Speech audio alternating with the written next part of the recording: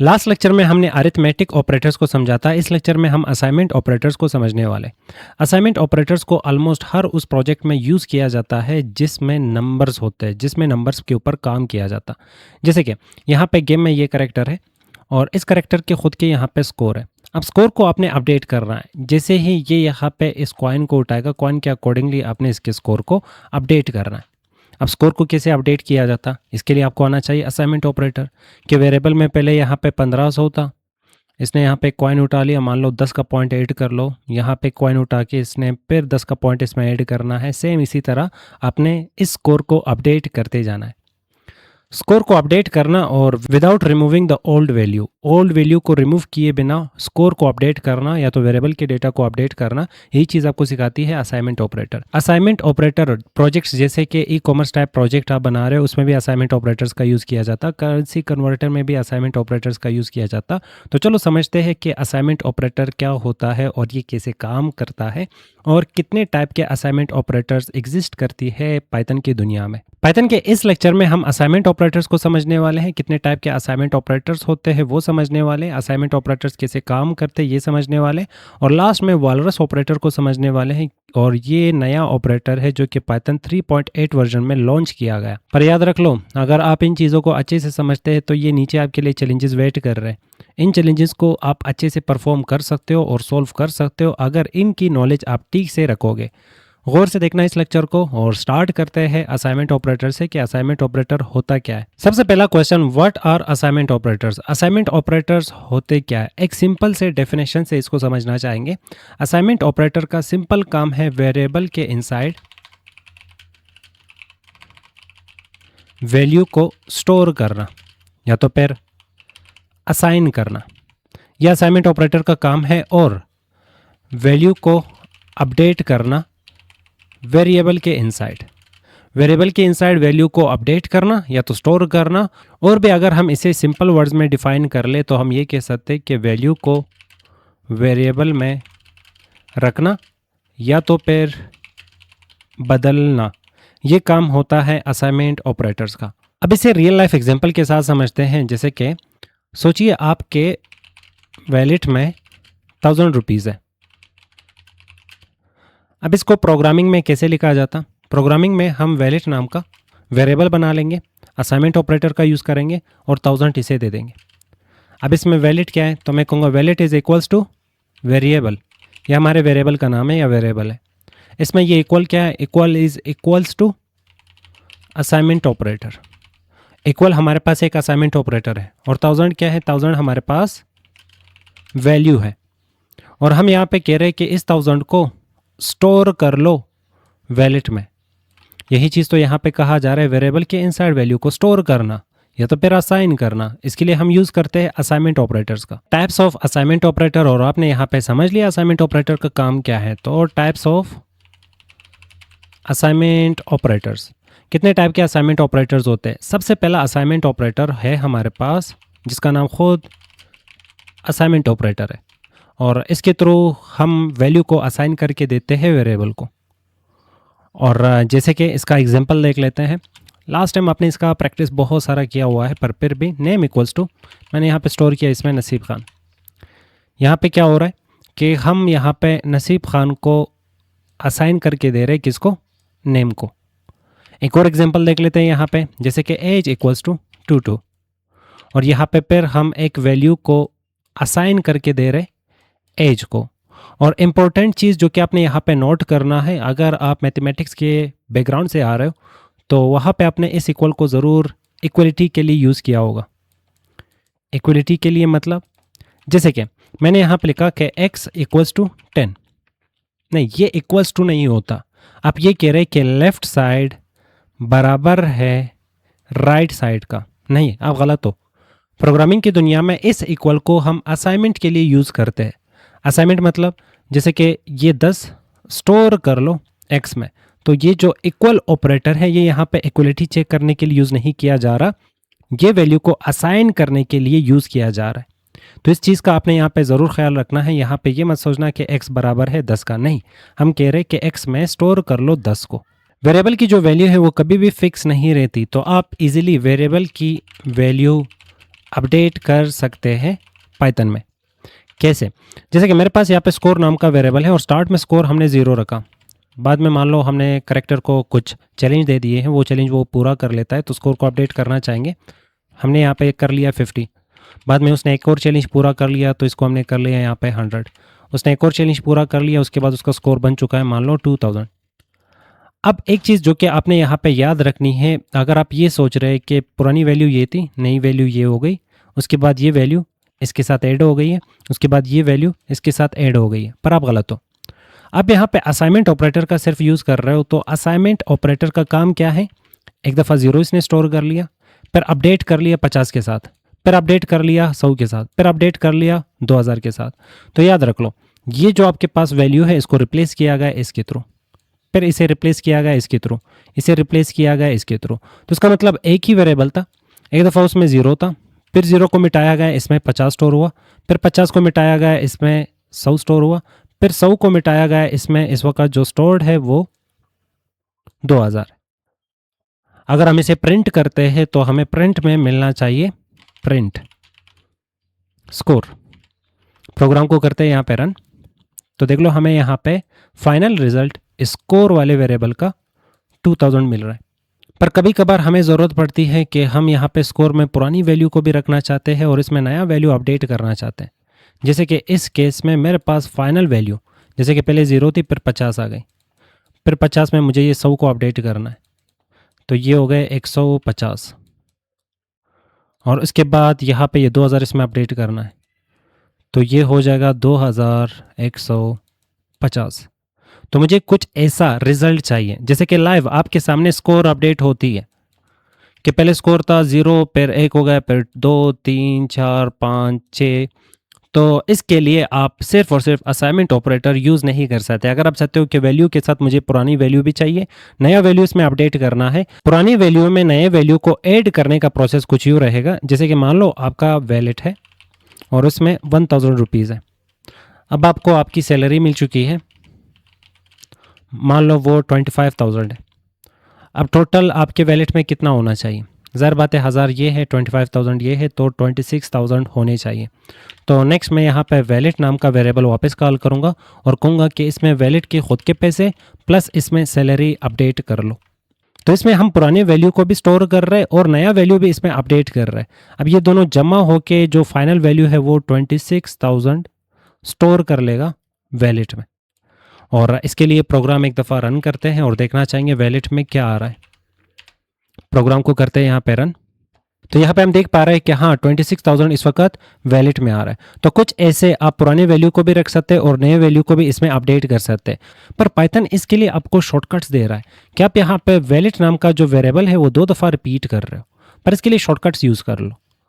क्योंकि पाइथन की दुनिया में या तो प्रोग्रामिंग की दुनिया में एक कंसेप्ट होता है जिसे डोंट रिपीट योर सेल्फ कहा जाता। कि अगर आप प्रोजेक्ट और प्रोग्राम लिख रहे हो उसमें आपका कोड रिपीट नहीं हो रहा तो याद रख लो आप एक अच्छा प्रोग्रामर कहलाओगे। अगर आपका कोड बार बार रिपीट हो रहा है तो वो एक हेडेक बन जाता है और उसको फिर मेंटेन करना, मैनेज करना बहुत ज़्यादा मुश्किल हो जाती है। तो इसका शॉर्टकट भी होता है, पर step by step in shortcuts को सीखते हैं, जिसमें सबसे पहला शॉर्टकट आ जाता है। वैसे ये था असाइनमेंट ऑपरेटर। असाइनमेंट ऑपरेटर में दूसरा असाइनमेंट ऑपरेटर जो आपको मिल जाता है जिसका नाम होगा एडिशन असाइनमेंट ऑपरेटर। उसमें हम प्लस लगाते हैं और इक्वल का यूज़ करते हैं। इसका मतलब क्या है देख लो। अब यहाँ पे जो लेंथी लाइन लिख रहे हो इसको हम कुछ इस तरह से शॉर्ट लिख सकते हैं। नेक्स्ट लाइन में हम सिर्फ लिखेंगे wallet plus equals to salary. इस लाइन का मतलब और इस लाइन का मतलब एग्जैक्ट सेम है। तो जब भी आपको ये वाला ऑपरेटर दिख जाता है तो समझ लो इसमें वैलेट की खुद की वैल्यू भी शुमार है और इसमें नया वैल्यू सैलरी नाम का अपडेट किया जा रहा है। तो यहाँ पे पुरानी वैल्यू प्लस नई वैल्यू दोनों को जमा करके वापस असाइन करके दिया जा रहा है किसको? वैलेट को। तो इसके बदले भी हमें वही 26,000 मिलना चाहिए जो कि हम यहाँ पे वापस देख पा रहे हैं। अब यहाँ पे फिलहाल मैं तो वेरिएबल का यूज़ कर रहा हूँ, पर इसको हम यहाँ पे शॉर्ट करते हैं। जैसे कि वैलेट में 1000 रुपीज़ थे और मैंने यहाँ पे वैलेट प्लस इक्वल लगा के यहाँ पे 500 इसमें अपडेट कर लिया। अब जैसे यहाँ पे प्रिंट करेंगे वैलेट को तो याद रख लो हम कह रहे हैं कि वैलेट की खुद की वैल्यू और इसमें जमा कर लो 500 और वापस असाइन करके दे दो वैलेट को। तो वैलेट की वैल्यू और 500 ये बन जाएगा 1500। प्रोग्राम को रन करके देखते हैं तो हमें यहाँ पे आउटपुट में 1500 मिल रहा है। तो इस लाइन का मतलब एग्जैक्ट कुछ ऐसे सेम होने जा रहा है, जैसे कि आप ये लिखते हो वैलिड प्लस 500। इस लाइन का मतलब और इस लाइन का मतलब सेम है, सिर्फ ये शॉर्टकट तरीका है और इसमें आपका कोड रिपीट नहीं हो रहा। अब वो स्कोर वाला एग्जांपल एक दफ़ा फिर देख लेते हैं। तो मैं यहाँ पे स्कोर नाम का वेरिएबल बना लेता हूँ। स्कोर इक्वल्स टू, स्टार्ट में स्कोर था 0।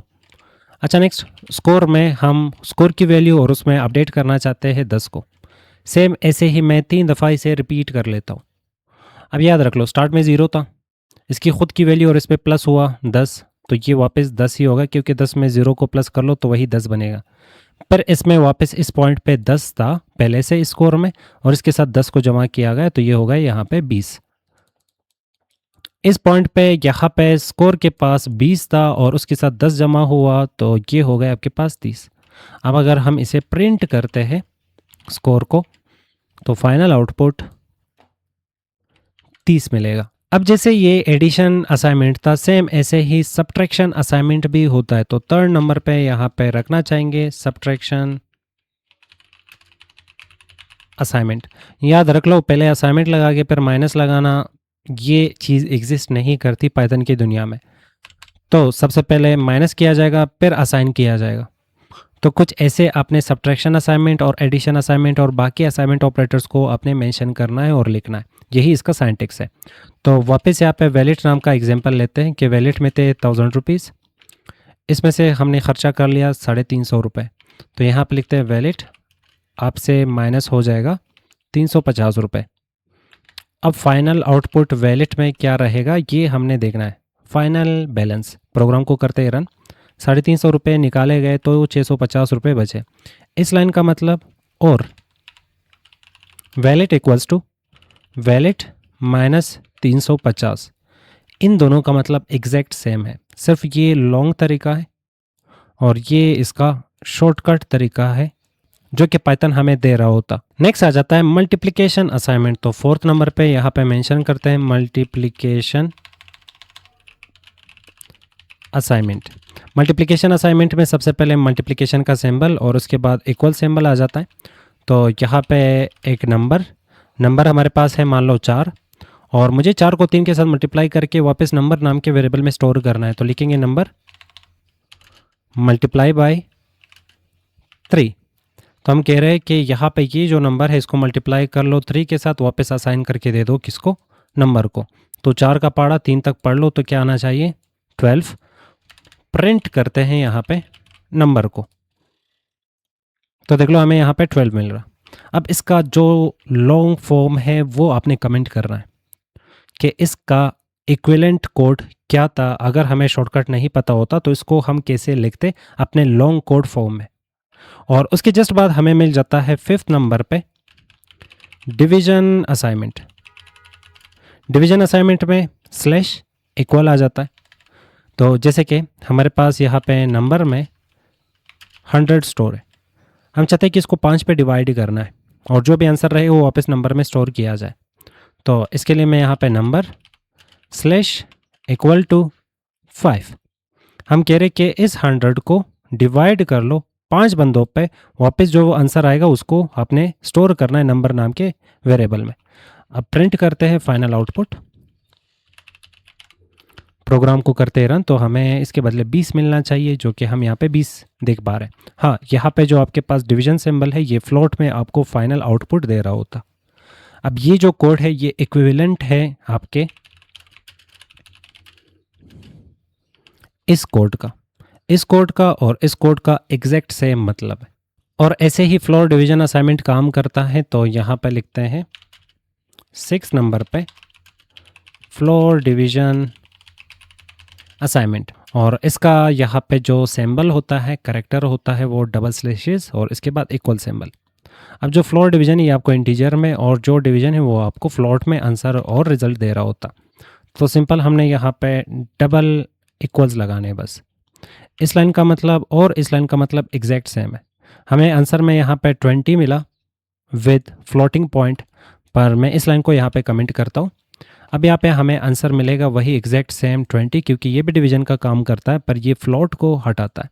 प्रोग्राम को करते हैं रन, तो सिर्फ हमें यहाँ पे 20 दिख रहा है। तो इन दोनों लाइंस का बिल्कुल एग्जैक्ट से मतलब है ये शॉर्टकट तरीका और ये इसका लॉन्ग फॉर्म। 7th नंबर पे आ जाता है मॉडुलस असाइनमेंट, जिसमें सबसे पहले परसेंटेज और फिर इक्वल। मॉडुलस असाइनमेंट हमें रिमाइंडर बता रहा होता, जैसे कि यहाँ पे 100 रुपये है और हमने यहाँ पे परसेंटेज टाइप सिंबल यहाँ पे यूज़ करना है। तो हम कह रहे हैं कि 100 को एक दफ़ा डिवाइड कर लो 5 पे और जो बचा हुआ अमाउंट है वो वापस हमें रिटर्न कर लो, बचा हुआ अमाउंट।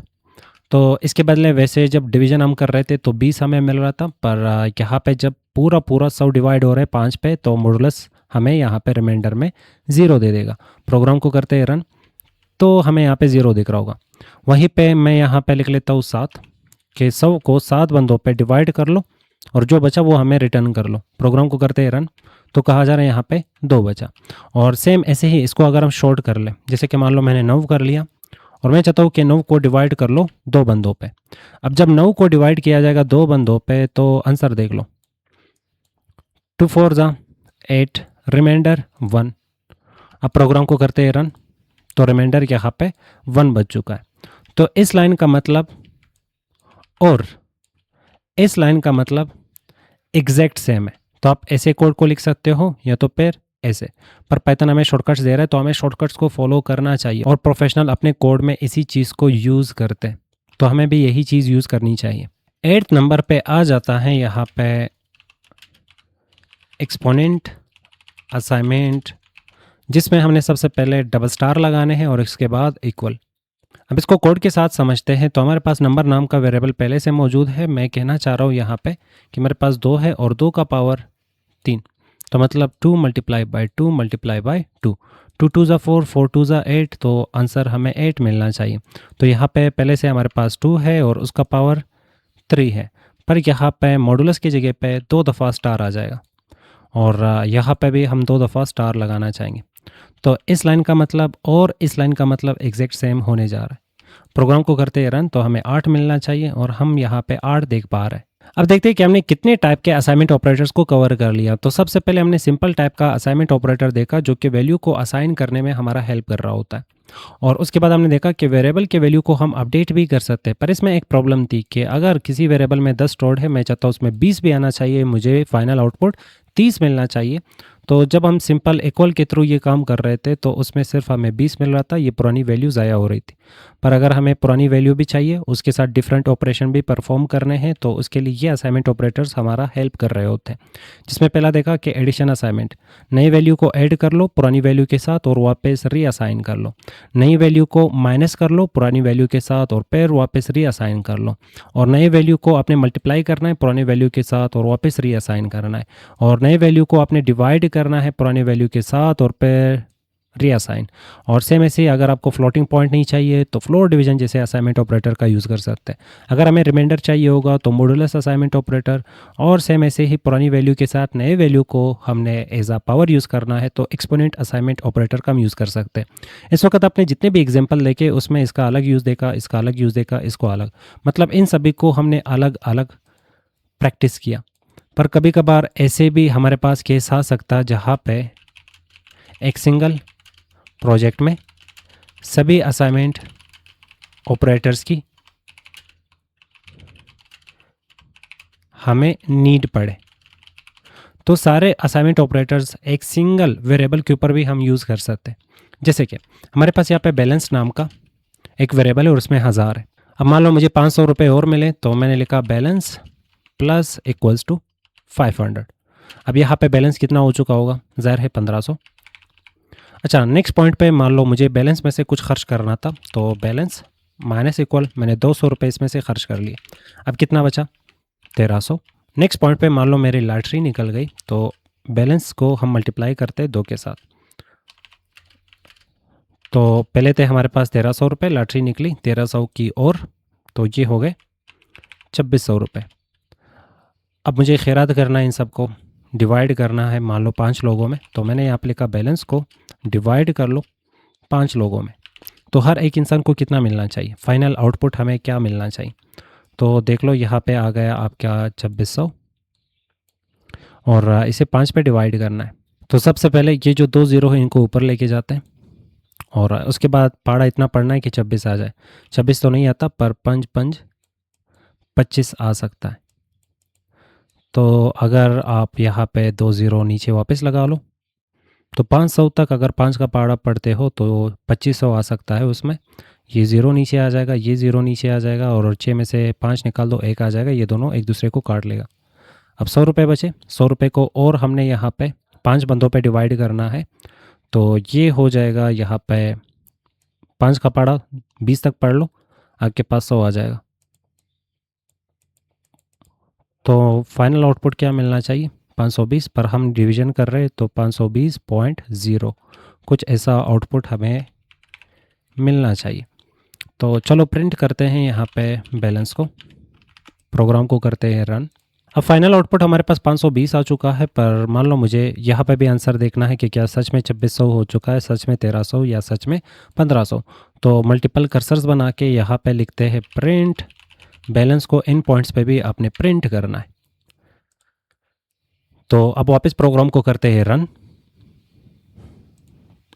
तो देख लो, पहले 1500 रुपये मिले जो कि यहाँ पे है, फिर उसके बाद 1300 हो गए जो कि यहाँ पे आपको दिख रहा है, फिर उसके बाद 2600 क्योंकि मल्टीप्लिकेशन हुई तो यहाँ पे हमें 2600 दिख रहा है, और उसके बाद 520, और फाइनल आउटपुट हमें यहाँ पे 520 दिख रहा है। अब एक बैंक अकाउंट का एग्जांपल देख लेते हैं। तो हमारे पास यहाँ पे अकाउंट में बैलेंस था मान लो 5000 रुपये।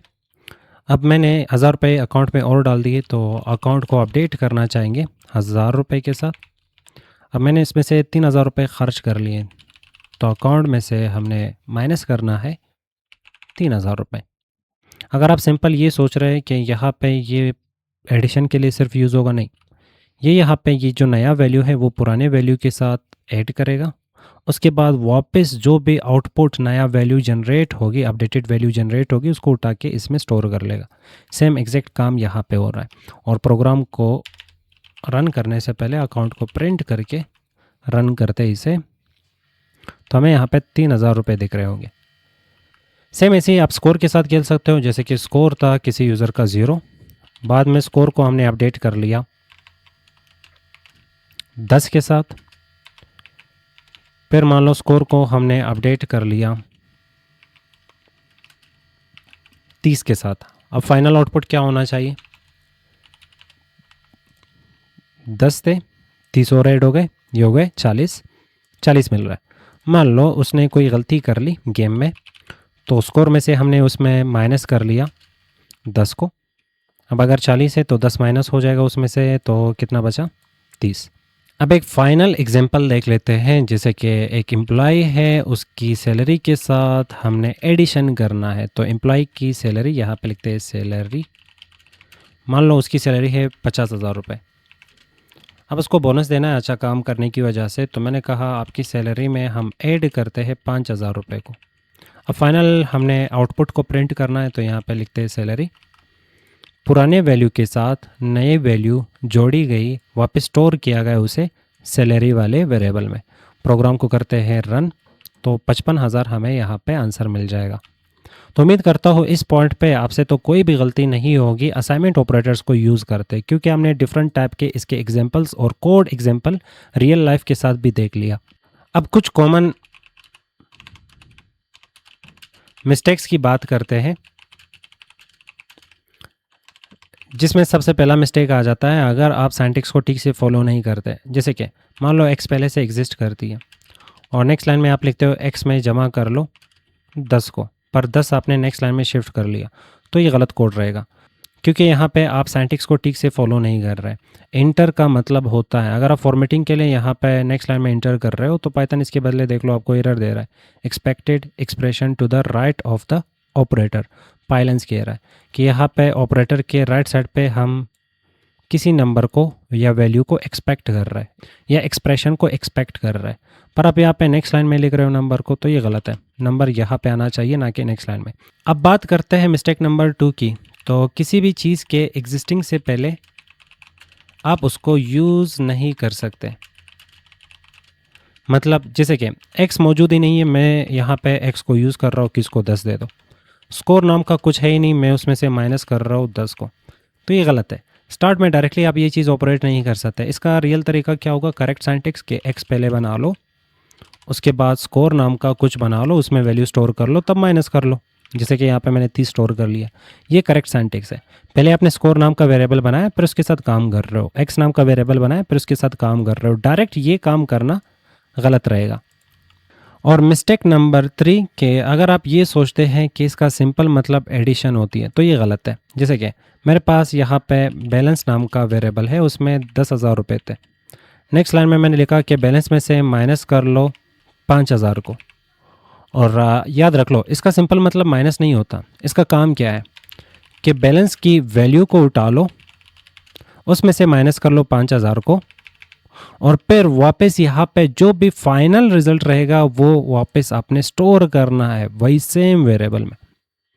मतलब इसका सिंपल ये काम नहीं है कि आपके पास यहाँ पे ये सब्ट्रैक्शन कर ले, सिर्फ नहीं। ये एक तो पुरानी वैल्यू को उठाएगा, उसमें से माइनस करेगा नई वैल्यू को, यहाँ पे जो भी फाइनल आउटपुट होगा उसको वापस स्टोर करेगा बैलेंस नाम के वेरिएबल में। पाइथन 3.8 वर्जन के बाद इनको हम मार लेते हैं डिलीट। पाइथन 3.8 वर्जन के बाद पाइथन कम्युनिटी ने लॉन्च कर लिया एक और ऑपरेटर जिसका नाम है वालरस। वालरस, इसका जो भी प्रोनाउंसिएशन है आप मुझे भी सिखा सकते हो, पर इसके काम को समझते हैं। वालरस ऑपरेटर को असाइनमेंट एक्सप्रेशन ऑपरेटर भी कहा जाता। ये सेम लाइन में दो काम कर रहा होता। सबसे पहले ये असाइनमेंट करता है, मतलब वैल्यू असाइन करके देना वेरिएबल को, प्लस वहीं पे यूज़ करना उस वैल्यू को। तो एक ही लाइन में असाइनमेंट करना, एक ही लाइन में उस वैल्यू को यूज़ करना, ये सिर्फ और सिर्फ काम होगा वालरस ऑपरेटर का। अब ये कैसे दिखता है, तो इसका सिंपल सा सिंटैक्स है। जब भी आपको कुछ इस टाइप पाइथन की दुनिया में दिखेगा तो समझ लो ये वाला ऑपरेटर वालरस ऑपरेटर कहलाया जाता है। तो ये भी दो सिंबल से बन के आ रहा है, तो कॉलन सबसे पहले, पर इसके बाद इक्वल सिंबल, बन गया आपका असाइनमेंट एक्सप्रेशन ऑपरेटर। अब इस ऑपरेटर को, जिसका नाम है वालरस और असाइनमेंट एक्सप्रेशन ऑपरेटर, इसको कोड के साथ समझते हैं। तो नॉर्मली हम कोड कुछ इस तरह से लिखते हैं, जैसे कि नंबर नाम का वेरिएबल बना के उसमें मैंने 10 स्टोर कर लिया। नेक्स्ट लाइन में हम कंडीशन चेक कर रहे हैं कि चलो देख लो नंबर क्या ग्रेटर है 5 से। अगर ग्रेटर है तो प्रिंट कर लो नंबर को। अब देख लो यहाँ पे दो काम हो रहे हैं। पहला काम के नंबर को वैल्यू देना, असाइनमेंट हो रहा है, और नेक्स्ट लाइन में देखा जाए कंडीशन चेक की जा रही है, कंडीशन। पर यहाँ पे दो काम हो रहे हैं, वो भी दो अलग अलग लाइंस पे। वहीं पे ये वाला जो आपके पास वालरस ऑपरेटर है, ये पावर रखता है इसी दो कामों को एक सिंगल लाइन में करने की। मैं यहाँ पे एंटर करता हूँ और बैक स्पेस, ताकि कर्सर स्टार्ट में आ जाए। इफ़ और pair brackets number colon equal, और यहाँ पे 10 दे देते हैं, और इससे बाहर निकल के कंडीशन चेक कराते हैं, और फिर यहाँ पे प्रिंट नंबर। इस कोड का और इस कोड का एग्जैक्ट सेम मतलब है। यहाँ पे हो क्या रहा है, तो सबसे पहले जो वालरस ऑपरेटर है ये नंबर को वैल्यू दे रहा है 10, फिर उसके बाद यहाँ पे 10 इसे असाइन करने के बाद नेक्स्ट में यही वैल्यू को यूज़ किया जाएगा कंडीशन के लिए, और फिर यहाँ पे जो भी आउटपुट निकलेगा इफ़ उसके बेस पे यहाँ पे एक्शन लेगा। तो मतलब आप दो अलग अलग लाइंस में यहाँ पे कोड लिख रहे थे, यहाँ पे एक सिंगल लाइन में वही एग्जैक्ट सेम कोड आप लिख रहे हो। अब इसको एक और एग्जांपल के साथ देखते हैं। तो यहाँ पे नीचे आ जाते हैं वापस। मैंने यहाँ पे लिखा नेम इक्वल्स टू, इनपुट उठाया जाए इंटर योर नेम। अच्छा, नेक्स्ट लाइन में हम यहाँ पे प्रिंट फॉर्मेटेड स्ट्रिंग के साथ मैं यहाँ पे लिखता हूँ वेलकम, और उस शख्स का नाम यहाँ पे प्रिंट करना चाहेंगे जो कि इनपुट के थ्रू हमने लिया। यहाँ पे एक लाइन में इनपुट लिया जा रहा है, दूसरी लाइन में उसको फॉर्मेट करके प्रिंट किया जा रहा है। एक लाइन दूसरा लाइन, ये वाला जो ऑपरेटर है इसी सेम काम को एक सिंगल लाइन में करने का पावर रखता है। कैसे? फॉर्मेटेड स्ट्रिंग में यहाँ पे लिख लो वेलकम, और फिर उस शख्स का नाम करली ब्रेसेस में, और फिर यहाँ पे आप पैरेंथेसिस का यूज़ कर लो, करली ब्रेसेस के इनसाइड पैरेंथेसिस का। अब यहाँ पे अपने वेरिएबल कौन सा था? नेम था, और नेम में वैल्यू हमने इनपुट से लेना था, तो यहाँ पे आ जाएगा इनपुट, और उसमें कहना चाहेंगे इंटर योर नेम, और इसके बाद ये डेटा उठा के हमने प्रिंट भी तो करनी है, तो प्रिंट फंक्शन के थ्रू ये डेटा प्रिंट करता है।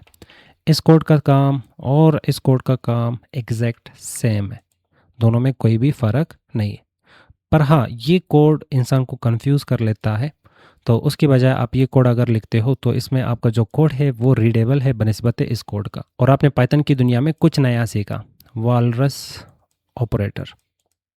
और काम क्या है इसका प्रैक्टिस करोगे आप समझ जाओगे कि वालरस ऑपरेटर कैसे काम करता है। तो यहाँ पे हो जाती है कहानी ख़त्म असाइनमेंट ऑपरेटर्स का। और इस लेक्चर में हमने असाइनमेंट ऑपरेटर्स को अच्छे से समझा, टाइप्स ऑफ असाइनमेंट ऑपरेटर्स को हमने समझा, वालरस ऑपरेटर कैसे काम करता है ये हमने समझा।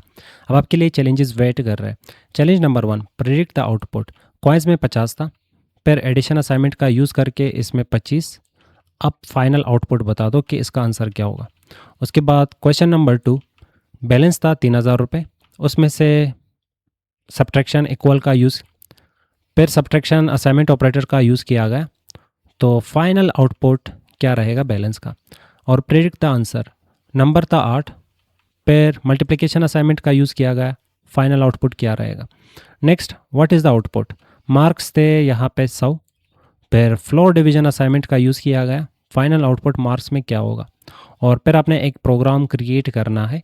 और पाइथन प्रोग्राम में होना क्या चाहिए, create a variable valid with value 1000। आपने एक वेरिएबल को क्रिएट करना है, उसको 1000 दे देना है, फिर आपने उसमें ऐड करना है 500 को, फिर स्पेंड करना है 300 को, फिर डबल करना है रिमेनिंग अमाउंट को, और फिर फाइनल जो भी बैलेंस होगा उसको आपने प्रिंट करना है। और इसके लिए आपने टोटली सिर्फ और सिर्फ यूज़ करना है असाइनमेंट ऑपरेटर्स का। और ये चीज़ आपने प्रोग्राम में कुछ देर पहले भी देख लिया। नेक्स्ट लेक्चर में हम समझने वाले हैं टर्नरी ऑपरेटर।